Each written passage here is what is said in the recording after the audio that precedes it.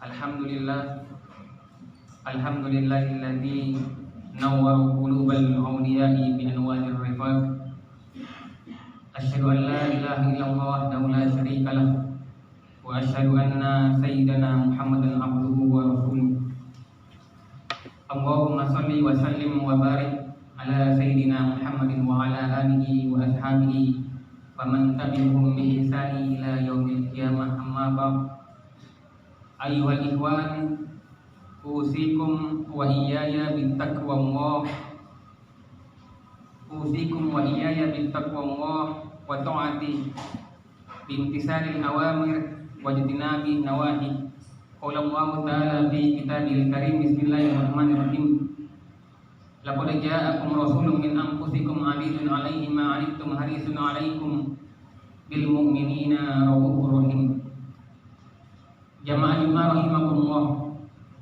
Pada kesempatan khutbah kali ini, pertama-tama saya mengajak diri sendiri pribadi dan kaum muslimin umumnya untuk meningkatkan ketakwaan kepada Allah Subhanahu wa taala. Hanya dengan takwalah bekal untuk menghadapinya nanti, dan Allah hanya melihat seseorang dari ketakwaannya, bukan dari sisi lainnya. Saat ini kita berada di tanggal 18 Rabiul Awal, masih dalam bulan yang gembira. Kenapa gembira? Karena bulan ini lahir Nabi Muhammad SAW dilahirkan ke dunia. Tanpa Nabi, kita tidak akan merasakan nikmatnya Islam yang sesungguhnya. Jangan sampai kita kalah dengan orang yang diabadikan namanya di dalam neraka, bahkan diabadikan dalam Al-Quran. Siapakah dia? Ialah paman Nabi sendiri, Abu Lahab. Sebenarnya Abu Lahab sangat menyayangi Rasulullah. Hal itu terbukti ketika Rasulullah lahir. Begitu gembiranya Abu Lahab dengan kabar itu, dia langsung membebaskan budaknya bernama Suwailah al-Islamiyah. Kegembiraan Abu Lahab ini menyambut kelahiran Rasulullah mendapat imbalan yang setimpal dari Allah Subhanahu wa taala. Apa itu? Abu Lahab mendapatkan keringanan siksa kuburnya setiap pada hari kelahiran Nabi, yaitu pada hari Senin. Jamaah Jumat rahimakumullah. Dalam khutbah kali ini saya akan mengulang kembali kisah apa yang disampaikan oleh Imam Al-Ghazali kepada muridnya. Ada 6 pesan Imam Al-Ghazali. Yang pertama, suatu ketika Imam Al-Ghazali berkumpul dengan murid-muridnya. Lalu Imam bertanya, wahai murid-muridku sekalian, coba kalian jawab, apa yang paling dekat dengan diri kita ini di dunia? Maka murid-muridnya menjawab, orang tua wahai guru, guru kami wahai guru, kawan, teman-teman dan sahabat sekalian. Maka Imam menjelaskan, semua jawaban itu adalah benar, tapi yang paling dekat dengan kita adalah kematian. Kullu nafsin za'iqatul maut wa innama tuwaffuna ujurakum yaumal qiyamah. Tiap-tiap yang berjiwa akan merasakan mati. Kematian adalah sesuatu yang tiada seorang pun tahu kapan dia datang, karena manusia harus selalu bersiap diri menghadapinya. Terkadang ia jauh terasa, padahal ia dekat dengan kenyataannya. Janganlah kita lengah dalam memahami hal ini, dengan sekali-kali merasa jauh dari kematian, karena itu bisa membuat besar hati kita. Justru kerahasiaannya itu memaknai bahwa mati bisa terjadi kapan saja, di mana saja, tanpa adanya peringatan terlebih dahulu.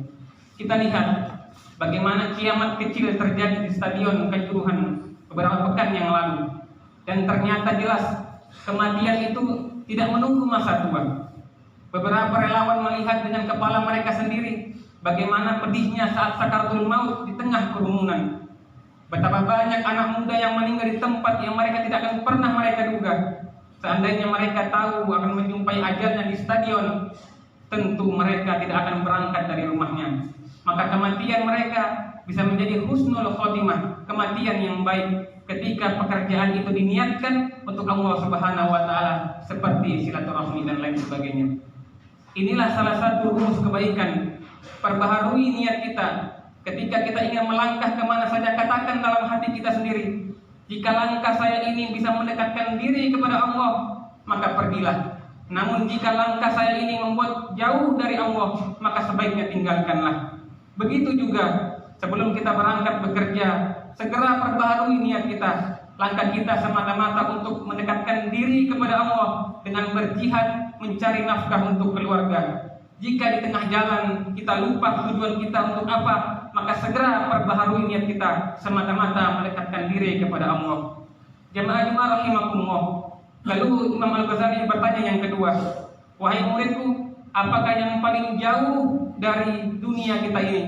Maka murid-muridnya menjawab, negara Cina, bulan, matahari, bintang-bintang, wahai guru. Lalu imam menjawab, semua jawaban itu adalah benar, tapi yang paling jauh adalah masa lalu. Walau dengan cara apapun sekalipun, kita tidak akan kembali ke masa lalu. Jika masa lalu kita merasa kelam dan penuh dosa, maka obatnya hanyalah satu, beristighfar, bertaubat kepada Allah. Waktu tidak akan datang berulang untuk kedua kali. Sebagaimana pepatah mengatakan, sesuatu waktu adalah sesuatu yang paling berharga. Emas, harta bisa dicari, tapi waktu yang sudah berlalu tak mungkin hadir kembali. Jamaah Jumat rahimahumullah. Lalu Imam Al-Ghazali meneruskan pertanyaannya yang ketiga, wahai muridku, apakah yang paling besar di dunia ini? Maka murid-muridnya menjawab, gunung, wahai guru, bumi, matahari. Kemudian imam berkata, semua itu benar, tapi yang paling besar adalah hawa nafsu. Laqad zara'na li jahannama katsiran minal jinni wal insi lahum qulubun la yafqahuna biha. Dan sesungguhnya kami jadikan isi neraka itu, jahanam itu, kebanyakan dari jin dan manusia. Mereka mempunyai hati tapi tidak menggunakan untuk memahami ayat-ayat Allah. Mereka mempunyai mata tapi tidak digunakan untuk melihat tanda-tanda kekuasaan Allah. Mereka mempunyai telinga tapi tidak digunakan untuk mendengarkan ayat-ayat Allah. Mereka itu sebagai binatang ternak, bahkan lebih sesat lagi. Mereka itulah orang-orang yang lalai. Na'udzubillah. Bahkan Rasulullah SAW sepulang dari perang Badar, di saat semua sahabat nampaknya letih, kecapean, penuh, ada yang bersimbah darah, ada bahkan yang gugur di medan perang. Lalu Nabi pernah mengujarkan, "Raja'tum minal jihadil asghar ila jihadil akbar." Faqila wa ma jihadil akbar ya Rasulullah? Faqala jihadun nafs. Ketika telah berpulang dari pertempuran kecil, kalian baru pulang dari pertempuran yang kecil menuju pertempuran yang besar. Lalu sahabat bertanya, pertempuran apakah itu Rasulullah yang besar? Maka Rasulullah menjawab, jihad melawan hawa nafsu. Maka nafsu adalah hal penentu pada diri manusia. Ingin bahagia yang hakiki, kendalikan nafsu kita. Ingin celaka selamanya, maka turuti nafsu. Kemudian Imam Al-Ghazali meneruskan pertanyaannya yang keempat, wahai muridku, apakah yang paling berat di dunia ini? Murid-muridnya menjawab, besi dan gajah. Semua jawaban benar, kata Imam Ghazali, tapi yang paling berat adalah memegang amanah. Inna aradnal amanah al samawati wal ardi wal jibal fa abaina. Sesungguhnya kata Allah, telah kami mengumumkan amanah kepada langit, bumi, gunung-gunung, maka semuanya enggan untuk memikul amanah itu. Mereka khawatir akan mengkhianatinya. Dan dipikullah amanah itu oleh manusia. Sesungguhnya manusia amat zalim dan amat bodoh. Nauzubillah. Tumbuh-tumbuhan, binatang, gunung, dan malaikat semua tidak mampu ketika Allah meminta mereka untuk menjadikan pemimpin di dunia ini. Tapi manusia menyanggupinya, sehingga banyak dari manusia masuk dalam neraka karena tidak bisa memegang amanahnya. Jamaah rahimakumullah. Pertanyaan Imam Al-Ghazali yang kelima, wahai muridku, apa yang paling ringan di dunia ini? Maka muridnya menjawab, kapas, angin, debu, daun-dedaunan. Maka kata imam, semua itu benar, tapi yang paling ringan adalah meninggalkan sholat. Kita harus ingat bahwa sholat adalah hal pertama yang ditanyakan oleh Allah kepada manusia di hari kiamat. Percuma sedekah emas sebesar gunung, percuma berhaji berkali-kali, percuma puasa wajib dan sunnah bersering-sering. Jika sholatnya tidak diterima, bahkan tidak ada nilainya di hari hisab, maka sia-sialah amalannya yang lain. Dan sholat adalah kewajiban yang terpenting di dunia ini.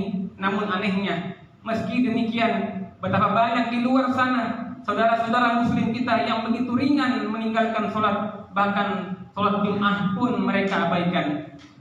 Jamaah Jumat rahimakumullah. Dan pertanyaan yang terakhir yang keenam, apakah yang paling tajam di dunia ini, wahai muridku? Maka murid-muridnya serentak menjawab, pedang, wahai guru. Berkata Imam Al-Ghazali, benar, tapi yang paling tajam adalah lidahnya manusia. Karena melalui lidah manusia selalu menyakiti hati, melukai perasaan saudaranya sendiri. Ingatlah sebuah hadis yang menerangkan al-muslimu man salimal muslimuna min lisanihi wa yadihi. Seorang muslim adalah orang yang bisa menjaga muslim lainnya dari lisannya, dari lidahnya dan tangannya. Jamaah Jumat rahimakumullah, sebagai penutup khutbah yang singkat ini, salah satu hal yang harus disegerakan di dunia ini adalah menguburkan jenazah yang sudah disiapkan.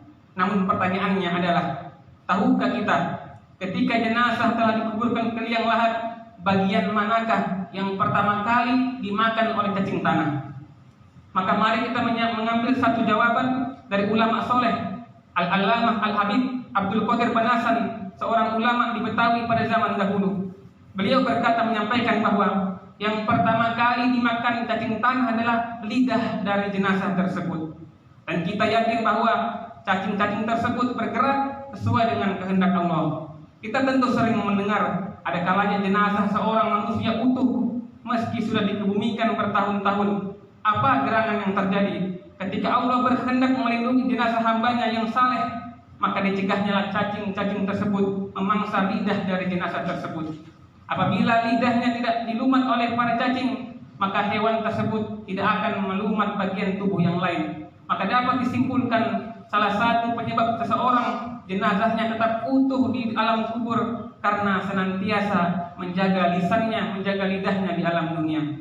Akhirnya di penghujung khutbah ini, saya mengajak diri saya pribadi dan jamaah sekalian, bila ada waktu, sering-seringilah merenung tentang kematian, bahwa mati akan segera menjemput kita. Insya Allah diri kita termotivasi untuk mengendalikan nafsu, menjalankan sholat, menjaga lidah dan memegang amanah sebaik-baiknya.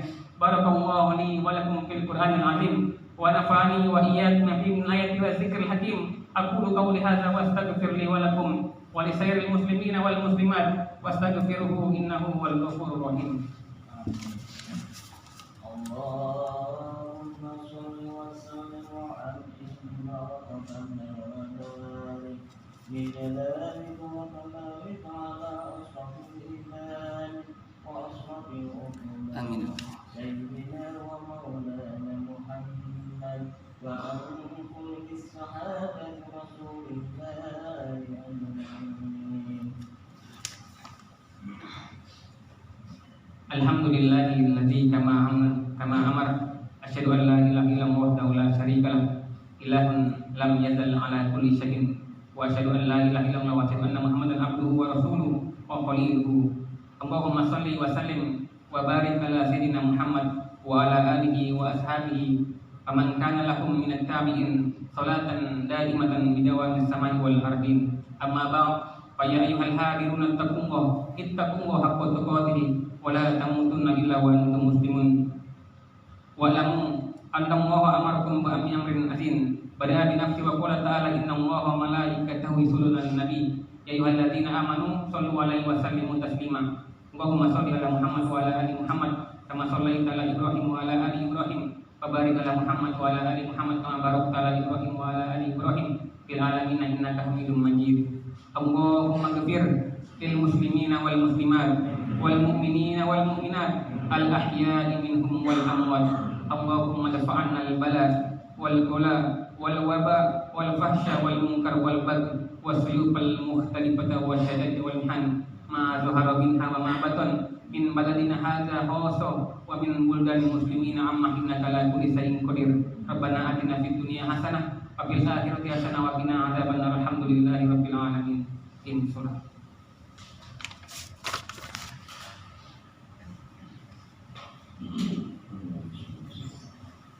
Allah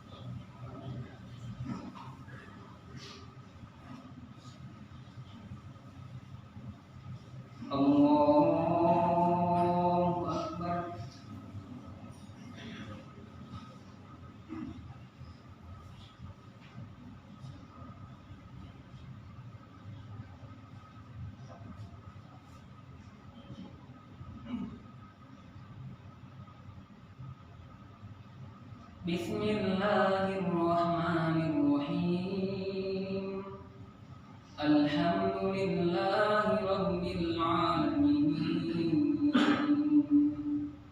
Ar-Rahmanir-Rahim. Maliki yaumiddin. Iyyaka na'budu wa iyyaka nasta'in. Ihdinas siratal mustaqim. Siratal ladzina an'amta 'alaihim ghairil maghdubi 'alaihim waladdallin.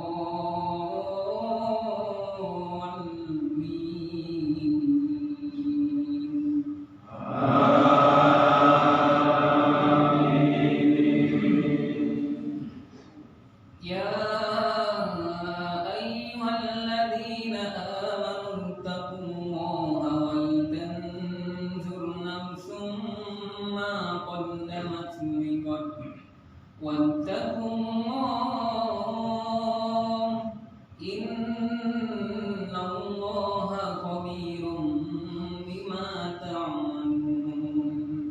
Wa la takunu kalladzina nasullaha fa ansahum anfusahum ulaika humul fasiqun. La yastawi ashabun nari wa ashabul jannah.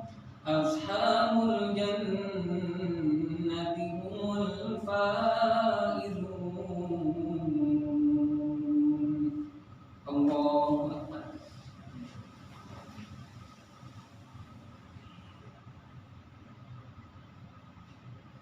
Sami Allahu liman hamidah. Allahu Akbar.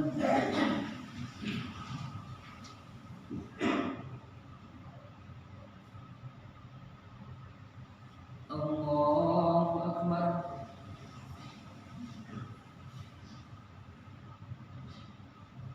Allahu Akbar.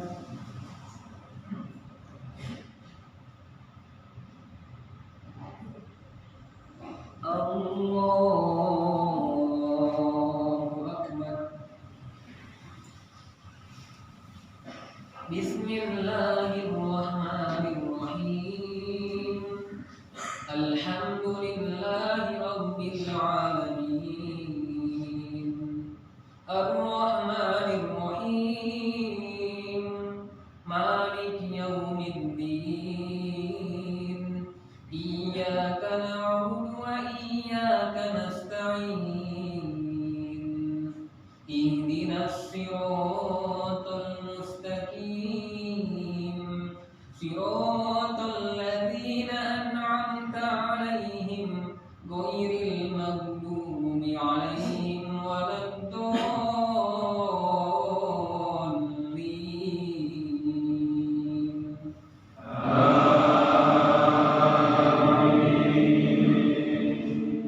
Law anzalna hadzal qur'ana 'ala jabalin lara'aytahu khashi'an mutasaddian min khashyatillah.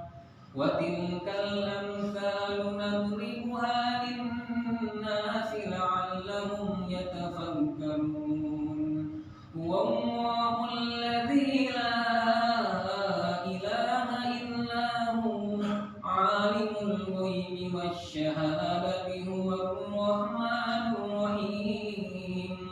Wallahu alladzi la ilaha illa hu al-malikul quddusus salamul mu'minul muhaiminul azizul jabbarul mutakabbir.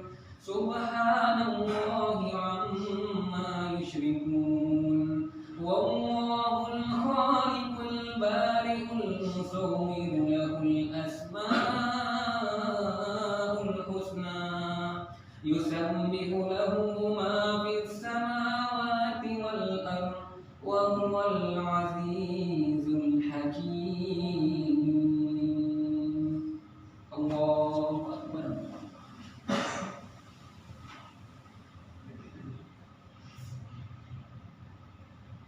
Sami Allahu liman hamidah. Allahu akbar.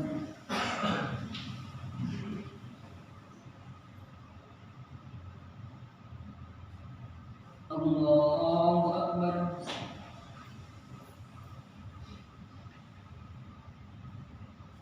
Allahu akbar.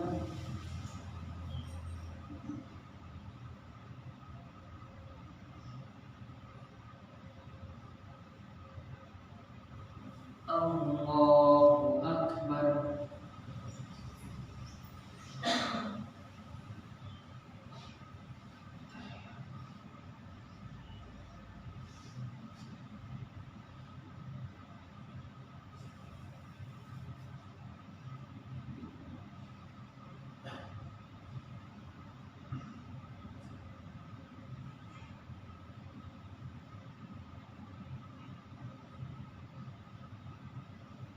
Assalamualaikum warahmatullahi wabarakatuh.